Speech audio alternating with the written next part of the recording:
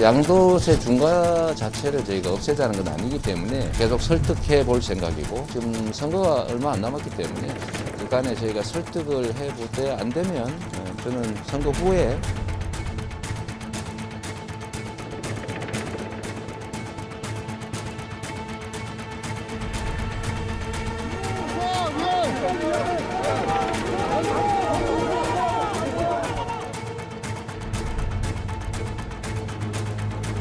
국빈의 생활을 하고 배운 것이 없는 사람은 자유가 뭔지도 모를 뿐 아니라 자유가 왜 개인에게 필요한지에 대한 그 필요성 자체를 느끼지를 못합니다.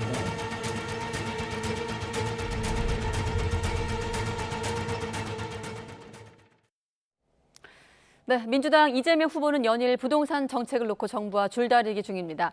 가치가 훼손되지 않는다면 유연성을 가질 필요가 있다면서 정부를 설득하는 모습도 보이고 있습니다. 또 국민의힘은 격화했던 내분 수습에 나섰지만 이준석 대표는 선대위에 복귀하지 않는 분위기입니다. 이런 상황에서 윤석열 후보가 이른바 가난과 자유 발언으로 또 실언 논란에 휩싸였습니다. 나이트 포커스 오늘은 박창환 장한대 교수, 이종훈 정치평론가 두 분과 함께하겠습니다. 네, 어서 오십시오. 안녕하십니까? 안녕하세요.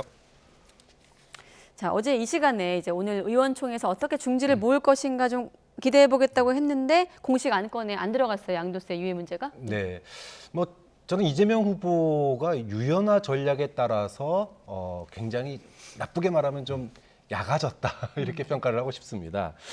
지난번에 전국민 재난지원금 가지고 문재인 정부와 각을 세운 적이 있어요. 예. 그 당시에 갈등만 부각됐지 이재명 후보의 장점인 실행력은 오히려 물음표가 달려버렸거든요. 결과적으로 얻은 게 있냐? 얻은 게 없었습니다. 자, 그러면 문재인 정부와의 차별화를 할 때 득을 보면서도 차별화의 그 실은 최소화하는 전략을 취해야 되거든요. 양날의 칼인 거죠, 차별화가. 네. 자, 그렇게 놓고 본다면 양도세, 중과세에 대해서 지금 이제 정부를 설득을 하되, 하지만 이제 안 될 경우에는 자기가 집권하게 되면 하겠다라고 얘기를 한 것은 뭐 전 나름 이제 고민의 그 결과 아니겠느냐. 갈등은 최소화시키고, 하지만 본인이 대통령이 되면 이렇게 바꾸겠다라고 하는 그 차이점은 분명히 함으로 인해서 효과를 갖다가 누리기 위한 그런 고민의 결과다. 네. 이렇게 봐야 될 것 같습니다. 일단 민주당의 그 최근의 기조를 보면 이재명 후보한테 최대한 힘을 실어주겠다는 방침이지만 일단 정부도 반대하고 있고 청와대도 반색을 내비치면서 일단 좀 당 차원에서 숨고르게 들어간 것 같기도 하고요. 네. 그런데 저는 이러다 이재명 후보 늑대 소년된다 이런 말씀을 안 드릴 수가 없어요. 그러니까 이게 한두 번도 아니고 여러 차례 지금 벌써 이러고 있잖아요. 본인이 뭐 아이디어 차원이었던 어찌 됐건 간에 완성도가 제가 보기엔 상당히 떨어지는 그런 이제 주장 또는 공약을 턱 불쑥 내걸고 이게 또 당정 협의 과정에서 또는 청와대에서 반대를 하거나 하면 그냥 은근슬쩍 이렇게 접는 아니 이재명은 합니다 아닙니까? 제가 알기로는 슬로건이 그걸 알고 있는데 네. 그런데 이게 계속 이렇게 말만 하고 실행되는 건 하나도 없고 이런 식으로 가면 국민들이 점점 불신감이 쌓일 수밖에 없다. 그래서 애초에 아이디어를 내건 어떤 공약을 내걸 때 좀 완성도를 좀 갖춰서 내달라. 어찌됐건 여당 후보잖아요. 여당 프리미엄이라는 게 있는 거 아닙니까? 네. 사전에 관료들한테 다 검토시킬 수도 있는 거고 당정협의 과정을 미리 거쳐서 다 조율한 상태에서 내놓을 수도 있는 그런 장점, 이점이 있는데 왜 그런 걸 활용을 안 하고 그냥 후보가 먼저 던져놓고 나중에 이제 뭐 나서서 당이 이걸 뭐 뒷받침하려 하고 그 과정에서 당청 갈등이 빚어지고 이런 모습이 왜 자꾸 반복되느냐. 이거는 좀 문제가 아닌가 이렇게 생각을 합니다. 네, 그럼 이재명 후보 얘기도 한번 들어보죠. 지금 두 분은 유연화 전략, 또 늑대 소년 이렇게 좀 시각이 대비되는데 이 후보 얘기도 한번 들어보겠습니다. 일단 설득하겠다는 입장이거든요. 양도세 중과 제도는 유지하되 일시적으로, 한시적으로 또 슬라이드 방식으로 단계적으로 해서 매물 출회를 도와주자. 그게 다주택자들에게도 유익하고 또 시장에도 유익한 길이라는 생각은 제가 변함이 없습니다. 정부로서는 다주택자 양도세 중과 유예 사안은 시장의 안정과 정책의 일관성, 형평 문제 등을 감안하여 세제 변경 계획이 없다는 점, 그리고 보유세 사안의 경우 1주택 보유 서민 중산층의 세부담을 일정 부분 완화해주는 보완책을 검토해오고 있다는 점을 말씀드립니다. 그러니까 이재명 후보 시각에서 고민하는 지점은 일단 부동산, 성남 부동산 민심은 달래야겠는데 일각에선 또 정책 일관성이 훼손되고 있다. 말 바꾸기 논란이 있지 않습니까? 거기 사이에서 이제 고민을 하고 있습니다. 그 지점인데 당정청 갈등이라고도 볼 수 있습니다만 일단 이재명 표 정책이기 때문에 이정청 갈등 이렇게도 보이거든요. 어떻게 좀 흘러갈까요? 저는 뭐 현 정부에서 그 양도세에 대해서 저는 뭐 전향적인 조치를 할 가능성은 별로 없다고 봅니다.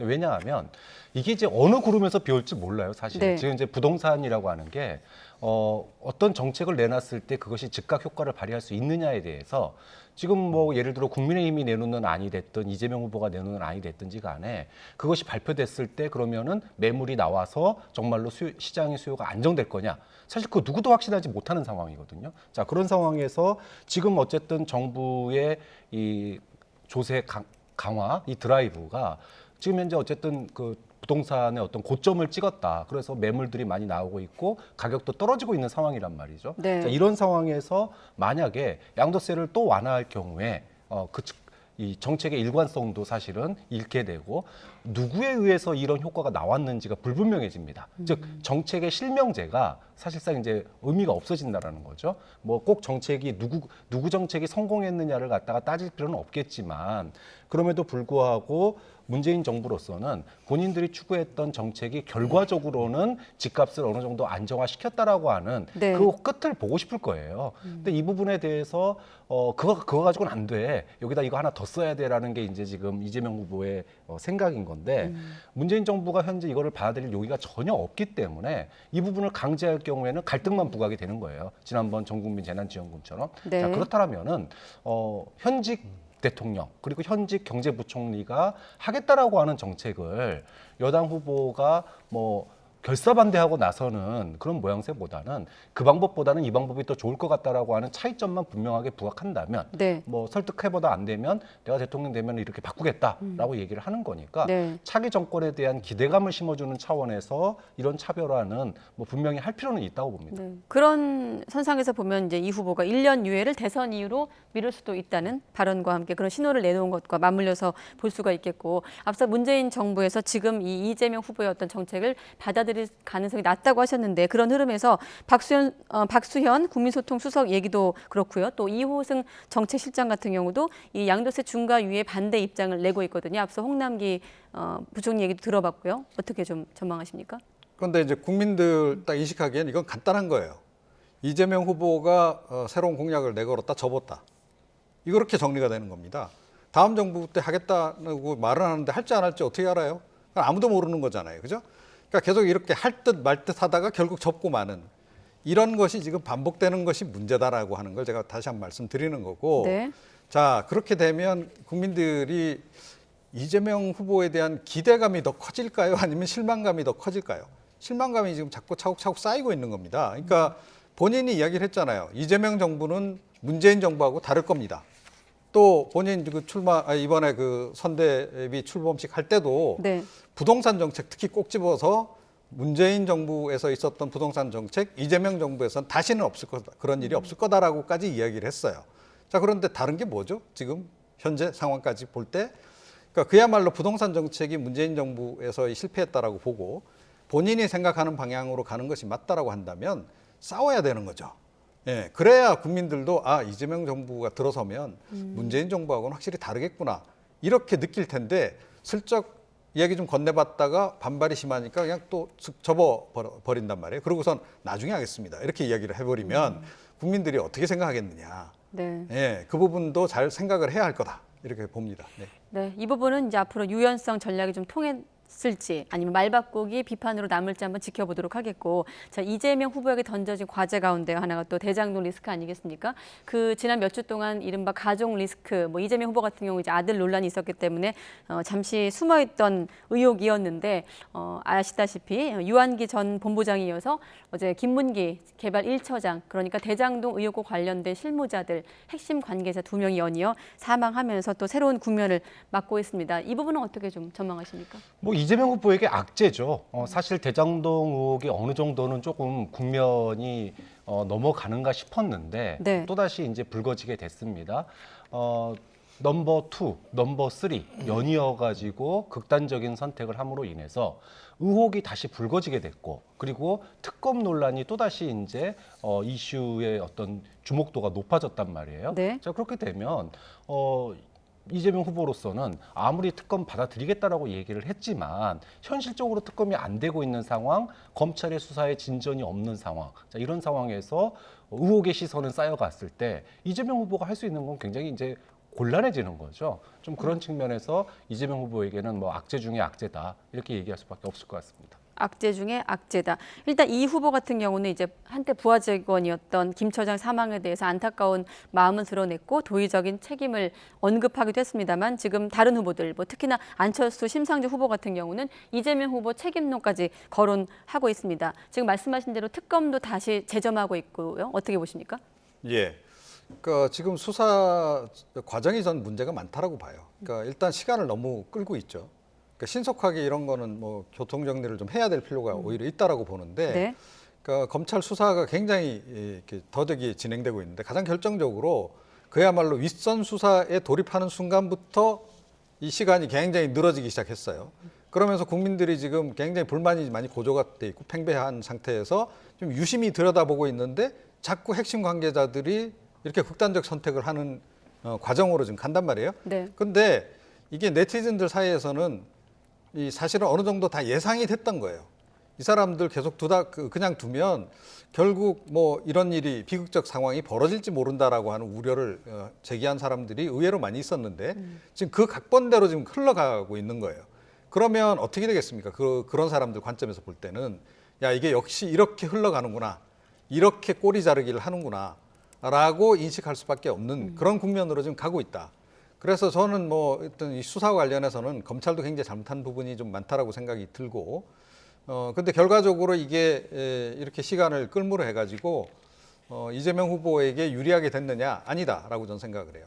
네. 그러니까 국민들은 안 그래도 지금 이제 이 수사가 명쾌하게 진행되지 않는 부분에 대해서 불만이 많았는데, 이번 일을 계기로 해서 그 불신이 더 커질 수밖에 없는 그런 상황이 된 거고, 제가 보기에는 이거는 뭐 불가피하게 특검으로 갈 수밖에 없는, 특검을 향한 그 국민적 여론이 들끓을 가능성이 굉장히 높은 사안이 돼버렸다, 이렇게 생각을 합니다. 앞서 평론가님께서 조금 이제 수사에 대한 우려를 소개하면서 인터넷상에 떠도는 조금 극단적인 네. 예까지 설명하셨는데, 이제 특검에 어떤 갈 수밖에 없다는 점을 지적하셨는데, 이 부분에 대해서 교수님은 어떻게 보십니까? 뭐 저도 특검으로 갈 수밖에 없는 상황이 됐다고 봐요. 그러니까 검찰 수사의 핵심은 문제점 중에 문제점은 화천대유 관계자들의 진술과 증언에만 너무 의존했다는 거예요. 그러니까 독자적으로 검찰이 수사한 게 뭐 있냐, 그래서 밝혀낸 게 뭐 있냐, 별로 없거든요. 자, 그렇게 놓고 본다면 검찰의 수사가 미진했고 어떠한 결말도 내놓지 못하고 있기 때문에 네. 결국은 특검으로 갈 수밖에 없는 그런 상황을 맞이했고, 네. 또 양쪽 후보들도 다 특검 하자라고 얘기하는 상황 아닙니까? 네, 후보 입장 나가고 그렇죠. 있습니다. 예. 뭐 윤석열 후보도 뭐 쌍특검 받겠다 그랬고, 이재명 후보도 조건 없이 특검 받겠다 그랬는데, 현실적으로 특검이 대선 전에 실시될 가능성은 별로 안 높게 봅니다. 이유는 뭐 이재명 후보 측에서는 혼자만의 특검이 아니라 관련된 의혹을 다 함께하는 특검을 해야 된다, 이렇게 주장을 하고 있는 거고, 네. 민주당이 그걸 받아가지고 얘기를 하고 있는데 전혀 협상의 진전이 없어요, 여야 간에. 자, 그렇게 놓고 본다면 뭐 대선에서 이것이 미칠 여파에 따라서 이해득실 관계가 다르다 보니까 결국은 뭐 70여일 남은 지금 이 대선 전국에서 특검이 합의될 가능성이 별로 없다. 이렇게 놓고 보면은 결국은 대선 이후에 특검으로 가는 수순으로 가는 거 아니냐, 이렇게 봐야 되겠죠. 네, 최근에 여러 가지 어떤 갈등 국면 속에서 이른바 음모론이 많이 제기되고 있는 상황인데, 최근에 김진국 청와대 민정수석 아들 지원서 논란으로 이제 불명예 퇴진하지 않았습니까? 여기에 대해서 지금 원희룡 전 지사가 사퇴 배후에 이재명 후보가 있었다고 이제 이른바 음모론을 제기하면서 논란이 일고 있는데, 이재명 후보는 이제 대응할 가치가 없다고 이렇게 네. 밝히긴 했습니다. 근데 뭐 글쎄요. 그러니까 그 원희룡 지금 본부장이 좀 저 정도 위치면 상당히 책임 있는 위치에 있기 때문에 이 말에 책임을 지셔야 됩니다. 일단 그러니까 뭔가 근거를 가지고 이야기하지 아니한 거라고 한다면 이거는 그 아마 뭐 민주당 쪽에서도 가만히 있지 않을 것으로 보이는데 이거는 상당히 파장이 커질 수 있는 그런 그 사안이다라고 생각을 하고요. 그러니까 의혹의 뭐 내용은 이렇습니다. 그러니까 이 김진국 전 민정수석이 지금 대장동 의혹 관련한 부분을 좀 계속 조사를 하고 있었다라는 거죠. 이제 그게 이제 그 상당한 압박감으로 작용을 해서 결국 이 당사자가 극단적인 선택을 이제 하게 되는 이제 그런 과정으로 이어지는 거고, 그 김수 전 수석이 이거를 캐니까 이재명 후보 쪽에서 아들 관련한 의혹을 일부러 터뜨린 거다. 뭐 이제 이런 그 내용이에요. 그러니까 뭐 전체적인 내용을 좀 제가 설명드렸는데 딱 들으시면 전형적인 음모론이죠. 예, 그래서 이게 좀 신뢰가 좀 가진 않아요. 네. 그런데 사실관계 일단은 확인을 해야 되는 상황이 지금 돼버린 겁니다. 이제는 네. 어쩔 수 없이. 그래서 뭐 이제 야당이든 여당이든 아니면 다른 그 진보 성향의 시민단체든 뭐 고소 고발이 들어갈 것 같고, 그렇게 되면 이제 사실관계 확인 과정으로 들어가지 않을까 이렇게 생각이 됩니다. 우리가 이제 이번 대선이 사상 유례 없는 네거티브 전쟁이 될 거다라고 예상을 많이 했는데 네. 네거티브가 다른 게 네거티브가 아니에요.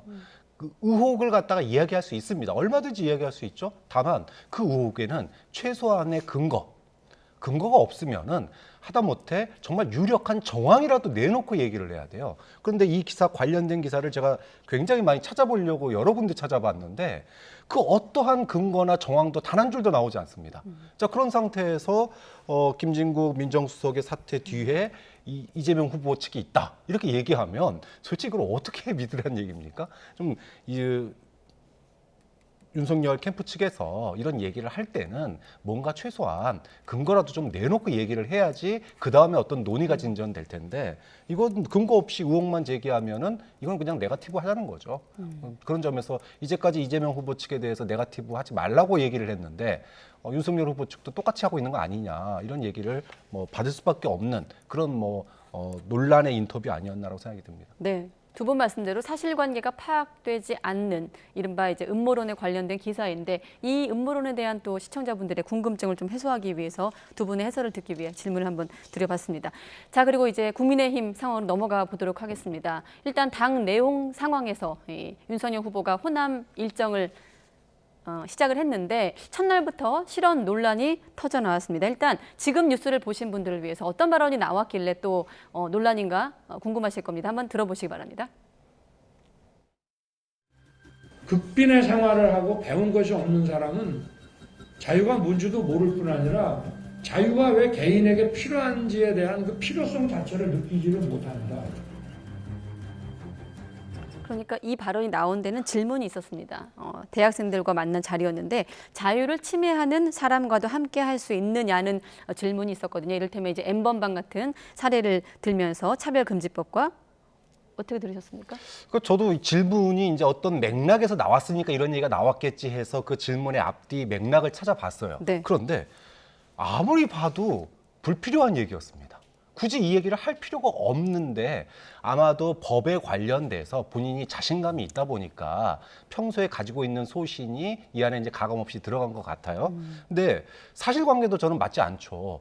과거에 못 배우고 가난한 사람들 가장 대표적인 게 노비나 노예 아닙니까? 서양이나 동서양 막론하고 노비나 천민들의 자유를 향한 반란은 끊임없이 인류 역사에서 대두됐던 문제입니다. 네. 어떻게 가난하고 힘없는 사람들이 자유를 갖다가 먹는 게 우선이었냐. 근데 사실은 이 얘기가 그냥 나온 얘기가 아니에요.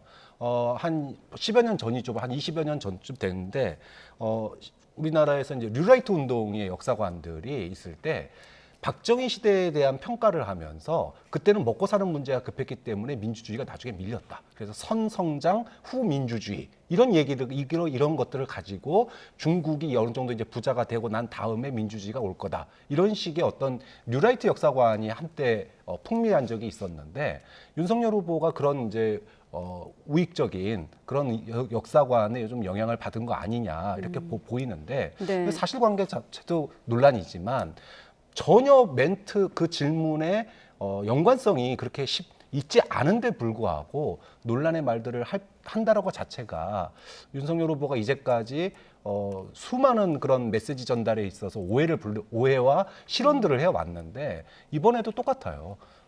이 뜻이 아니었다. 내가 한 거는 그런 뜻이 아니었고 가난한 사람들, 그다음 힘없는 사람들에게 자유를 누릴 수 있도록 도와주자는 얘기다. 그럼 언제까지 그 윤석열 후보의 멘트를 갖다가 끊임없이 재해석하고 또 도와주고 거기다가 첨언을 해줘야 됩니까? 좀 그런 점에서 메시지는 분명하고 간결해야 되는데 윤석열 후보의 이 메시지 논란 참 끝이 없는 것 같습니다. 네.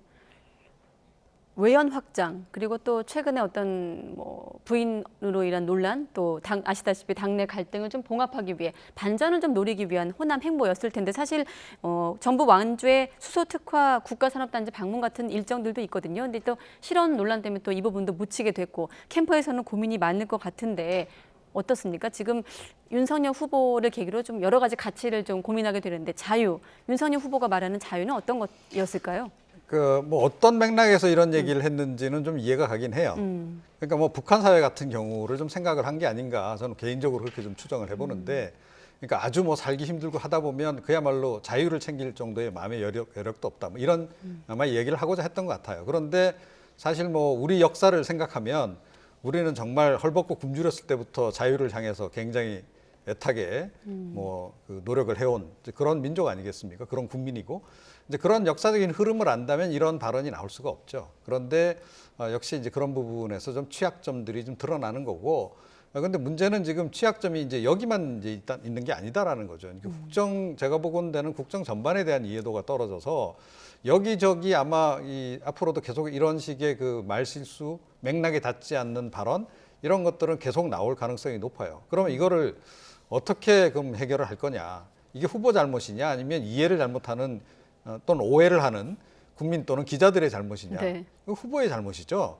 어찌됐건 후보는 국민들이 알기 쉽게 명확하게 본인의 어떤 그 의사를 전달할 수 있는 능력을 가지고 있어야 됩니다.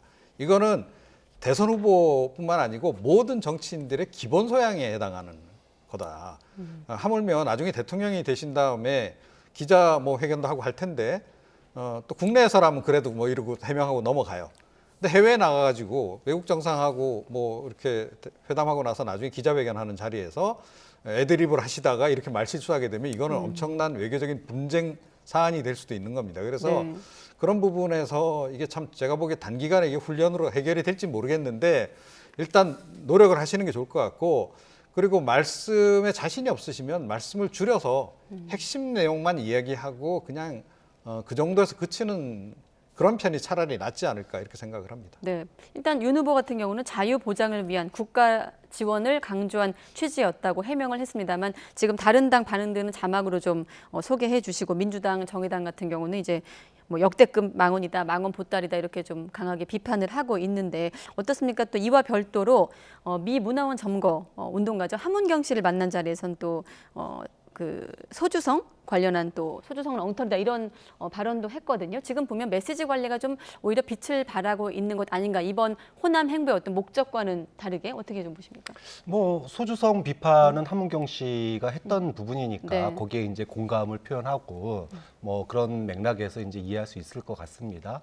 근데 이제 사실은 이게 오래된 얘기잖아요. 메시지 관리에 실패하고 실언들이 자꾸 나오는 게 노동 시간 뭐 120시간도 뭐 일할 수 있다. 그다음에 후쿠시마 원전수 방류에 대해서도 뭐 반대한 적 없지 않느냐. 네. 뭐 이런 식의 발언들이 전 분야에 걸쳐서 지금 이런 이제 실언들이 나오고 있습니다. 그래서 이러면은 그 동안에도 소위 말해서 윤석열 후보가 반문 기치는 명확한데 국가의 비전을 갖다가 제대로 못 보여주는 거 아니냐, 준비가 덜 된 거 아니냐. 이런 논란들이 초반에 있었거든요. 네. 그런데 이제 곧 있으면 TV 토론 시작됩니다. 그다음에 하나둘 김종인 위원장이 뭐 준비해둔 비장의 그 정책들을 꺼낸다고 그러는데, 자 그러면 후보는 나와가지고 계속 엄한 말 하고 있고 정책은 뭐 내놓으면은 그 정책이 윤석열 정부 정책이냐 아니면은 김종인 정책이냐, 그럼 우리는 누굴 뽑는 거냐, 이런 이제 논란에 또 휩싸일 수 있는 거예요. 좀 그런 점에 있어서 이런 메시지 전달상에 있어서 실언들은 하루빨리 좀 교정돼야 된다. 안 그러면은 도대체 우리가 어떤 면을 보고 대통령을 뽑아야 될지에 대한 고민을 갖다가 심각하게 할 수밖에 없는 측면이 도출되는 거죠. 네, 이렇게 메시지 관리가 좀 안 되면서 실언 논란을 겪자 이게 또 선대위 지금 구성을 놓고 내용 때문이 아닌가 그런 영향을 받은 게 아니냐 이런 또 해석도 있거든요. 그 부분으로 좀 넘어가 보도록 하겠습니다. 자, 관련해서 김종인 총괄 선대위원장 발언부터 들어보도록 하겠습니다. 다시는 이런 사태가 발생할 수 있지 않도록 내가 끌고 가는 거지. 뭐 별다른 큰 변동이나 그런 걸 지금 취할 수도 없고 시기적으로 전면적인 개편이라는 걸 할 수가 없어요. 처음에 만들 적에 이렇게 선대위를 거대한 선대위를 만들어 놨기 때문에 그게 좀 제대로 움직이는데 좀 효율적이지 못한 건 사실이에요. 뭐를 어떻게 정리를 해가지고서 구체적으로 해나갈 거냐 하는 거는 앞으로 여러분들이 보시면 알 거예요. 네, 김종인 위원장 메시지는 두 가지가 들어있습니다. 전면 개편 대신에 효율화를 추진하겠다는 내용과 함께 이준석 대표의 오찬 이후에 제압류는 좀 없다 선을 그었거든요. 그런데 저는 생각이 다릅니다. 네. 그러니까 뭐 김 위원장님이 저보다 훨씬 더 정치 경력도 많으시고 하시지만 그럼에도 불구하고 이번 사안에 관해서는 저는 다른 의견을 가지고 있는데요. 지금이라도 완전히 갈아엎어야 된다라고 저는 봐요.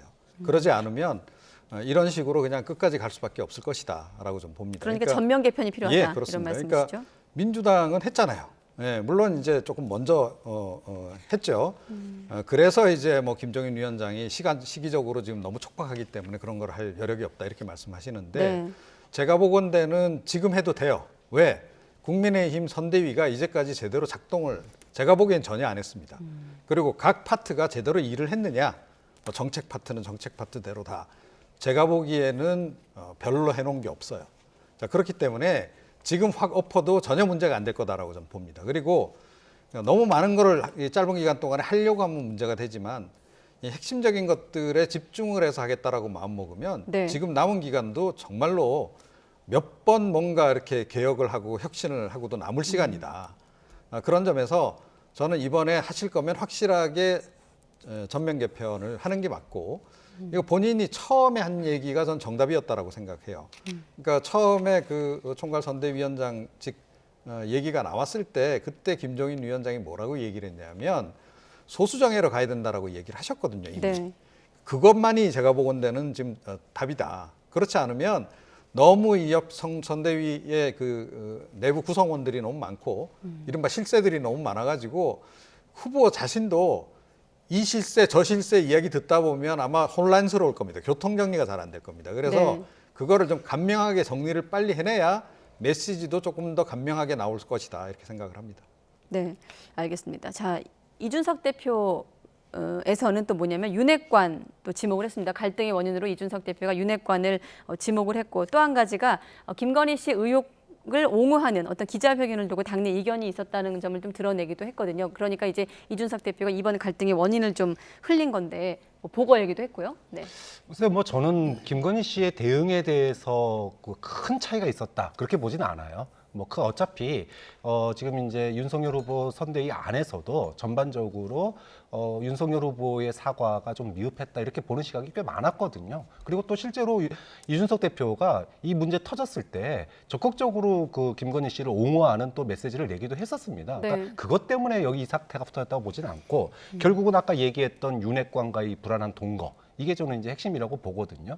그 가운데서 당 선대위를 넘어서는 나는 후보의 명만 따릅니다. 이런 발언들이 결국은 이제 영향을 미쳤다고 봐야 되는데 저는 아까 말씀하신 대로 윤석열 선대위가 좀 혁신돼야 된다고 봐요. 그런데 네. 김종인 위원장이 그럴 마음이 없어서 안 하는 게 아니라 못 하고 있다고 봅니다.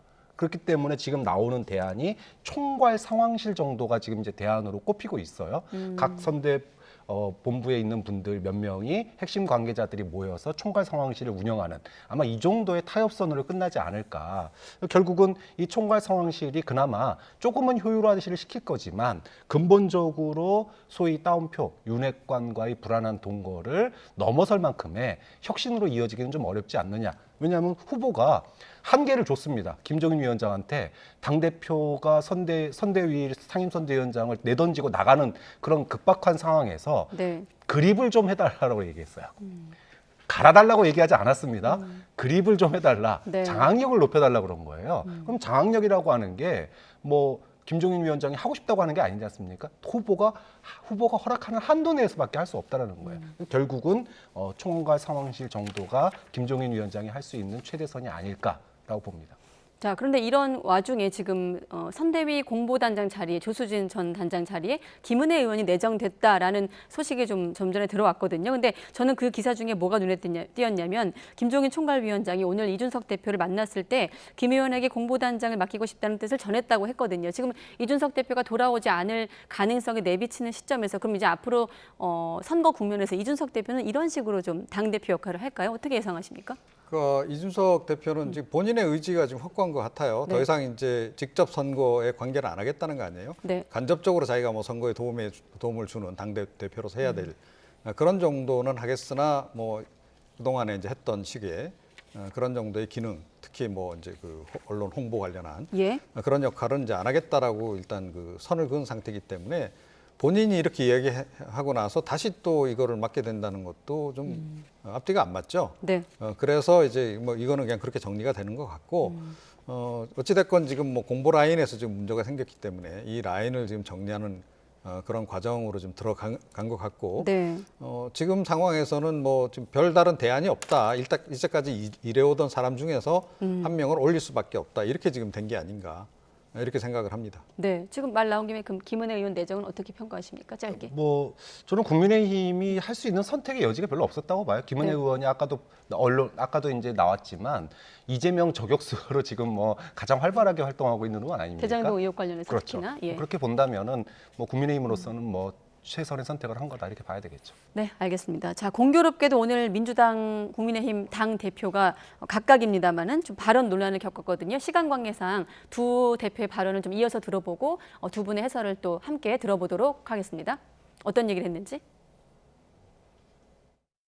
지금 모든 한간에 알려진 것은 실세는 김건희로 알려져 있고 김건희 씨 같은 사람이 사석에서도 윤석열 후보한테 반말을 한다는 거 아닙니까? 그럼 뭐 같이 식사 한 번한테 직접 들은 이야기인데 실제 집권하게 되면 실권을 거의 최순실 이상으로 흔들 걸로 다 우리가 염려를 하고 있는 거잖아요. 예. 기본적으로 저는 이렇게 생각합니다.